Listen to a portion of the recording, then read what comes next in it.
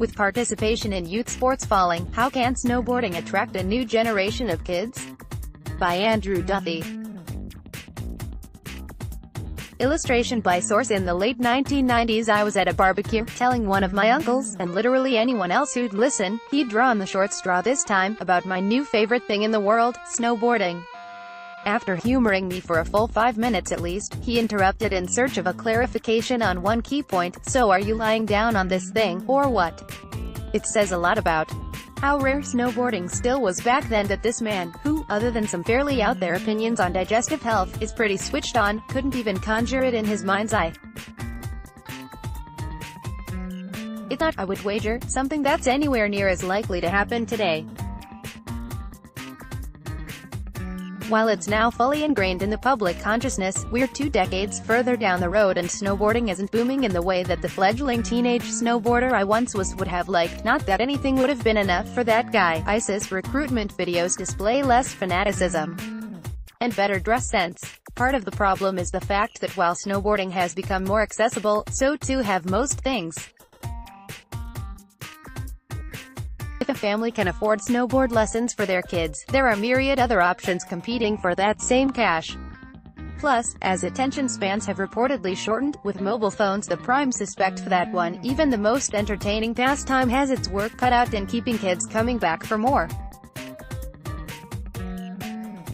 It's not a problem that's exclusive to snowboarding by any means. These days the very notion of youth sports appears to be on a downward trajectory.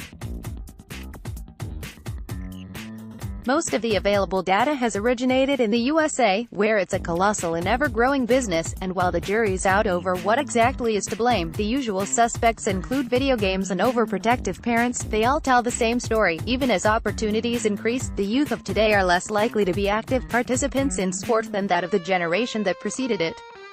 Then there's the fact that snowboarding in general remains in a relative lull. It may be ticking along, but we're definitely no longer living in what was once described to me as the Jamiroquai years. Without attracting kids to snowboarding in considerable numbers, it paints a potentially bleak future for the sport. How likely are we to see the likes of Halldór and Aki Helgason, who spent countless undistracted evenings jibbing a corrugated plastic pipe behind the ice rink in their hometown of Akureyri, Iceland, again? It follows that anything that can get more kids on a board, and keep them there, is to be encouraged, but once you factor in the relatively steep learning curve and potentially treacherous conditions, the deck appears stacked against a generation that supposedly thrives on instant gratification. The trick, according to Barry Parker, co-owner of Morzine-based school Real Snowboarding, is not to rush things. It's about letting the child enjoy the mountains, he explains. Part of the job is to help them enjoy the snow and learn to be safe. There are a lot of things you can do that maybe to the untrained eye don't look like part of a snowboard lesson, but at that age things like learning to walk in the snow, or make a snowball, or watch out for skiers crossing the piste, is really valuable stuff. To an extent, it's a matter of letting the kids lead the lesson. Not only is this less likely to put them off, it's also a bit more aligned with the roots of snowboarding. If you want to be drilled by a coach, there are plenty of options. If you want to discover things for yourself, that's what this particular sport has always been about. As for the issue of distractions, it's something Barry's noticed coming up with slightly older kids, who are more likely to be heavy mobile phone users. Are they at the lesson just so they can take a photo for Instagram? You do get that, but that's just life, it's just the way things are going. I don't see it as detrimental to their motivation to snowboard. It's not stopping them in any way, even if it occasionally interrupts things. So what's the biggest obstacle, if it's not that? Baal Hort runs Black Sheep Snowboard School in St. Anton, through which he's taught several hundred visitors and locals, as well as his own 4-year-old son. He noticed that, in what is still a very ski-heavy resort, most of the snowboard lessons were being taken by highly qualified ski instructors with only a fundamental understanding of snowboarding. As he puts it, ski instructors are giving snowboard lessons for the money. They are not real snowboarders, and you will never motivate people that way. It has to be something that you feel. I think it's one of the biggest mistakes in the whole snow sports industry. Boss set up Black Sheep a couple of seasons ago in order to provide the kind of specialist instruction that he felt was in short supply around the Alberg. They want to have an expert, someone who's been doing it for a long time. Barry agrees, even in the heart of the Porte du Soleil, which has served as a breeding ground for some of Europe's finest snowboarders. The outdated national model of letting ski instructors take snowboard lessons, but not the other way around, is missing opportunities to get kids properly hooked. Ironically, neither Barry nor Ba felt the heavy influence of their first instructor. "My first lessons were with a ski guy," remembers Ba. "After 3 days of lessons, I was done. I said, okay, I can go snowboarding now." 1 or 2 years later I was out with a snowboarder who was jumping cab fives, finding natural hits, and that was completely different.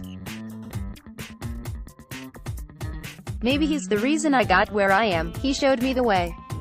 Retailers have a vital role to play here. If the shop's staff know their onions, they'll be uniquely placed to recommend the right instructors to parents when they're buying gear.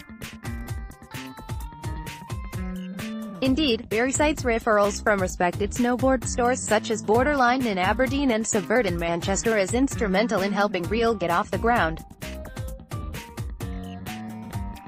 It's a win-win. If the instructor has successfully lit the Touchpaper, the newly converted kid, or more accurately, their grateful parent, will hopefully be a customer for years to come. Speaking of which, you only need a quick look at what's available for 2019 to see that getting kids on the right gear has never been easier, with a wealth of kid-specific models in ever smaller size ranges right down to the Burton Riglet setup, which has a retractable leash for pulling ankle biters along flat ground.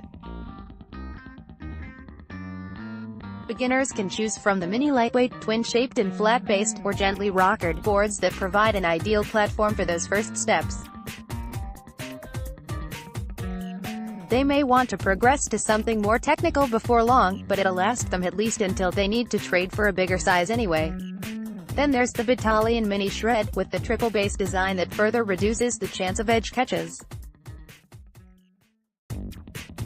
What was already a great choice for Graham's got a whole lot better this year, thanks to a massive drop in price. As sales manager Robbie Keebert explains, we dropped the price from €299 for a set, to €229. We felt it was the only way we could get a big group of young people riding full wood core camber 3BT boards that make snowboarding more fun and easy to learn without any downsides on carving progression for youngsters. We as family men know the cost of riding with the whole family, and we just saw around us that lots of kids were riding inferior products if you would compare it to what their parents were riding just to save some money. We felt like we had to make a move to get kids on quality stuff and put some positive energy in this next generation of riders. 2019 is also a banner year for freeride-specific kids boards, often with tapered shapes and setback camber profiles. The Yes Pow Inc., Jones Discovery and Burton role model, to name just a few. Admittedly, these cater more to those that are already well acquainted with snowboarding, and most likely living in the mountains, but you can't accuse the brands of failing to do right by the youth. Jones even makes split boards for Groms, although if ever there were a niche within a niche within a niche, that's it. While any self-respecting snowboard seller would advise you never to make your choice based on the graphic, there's no denying that younger riders respond to such things a lot more, and getting it wrong can be detrimental to the learning process. That being said, for every SpongeBob SquarePants top sheet there are also boards that look just like Mum and Dad's. Solomon, for example, uses the same designs on the junior versions of the Gypsy and Villain, as you'll find on the adult models. All of this means that kids who don't like being pandered to don't have to be, and those who approach a snowboard like having a new toy, no bad thing in those early days, if the Riglet's popularity is anything to go by, are well catered for too. In any case, a big part of selling snowboarding to kids can be done in the shops. If clued-up staff can engage with younger customers, point them in the right direction and instill some of their own passion for snowboarding, that'll be as attractive as any of the shiny new kit lining the shelves. What we're getting at here, whether it's on the mountain, in the shop, round the barbecue pit or behind the ice rink, is what most of us call the stoke, and those who underestimate its importance only have themselves to blame when the kids go looking for something else to do. Stoke, as Barry puts it, is a word that should be well known throughout the world. Everybody feels it, and if you sense it in somebody after your lesson, you know you've done a good job.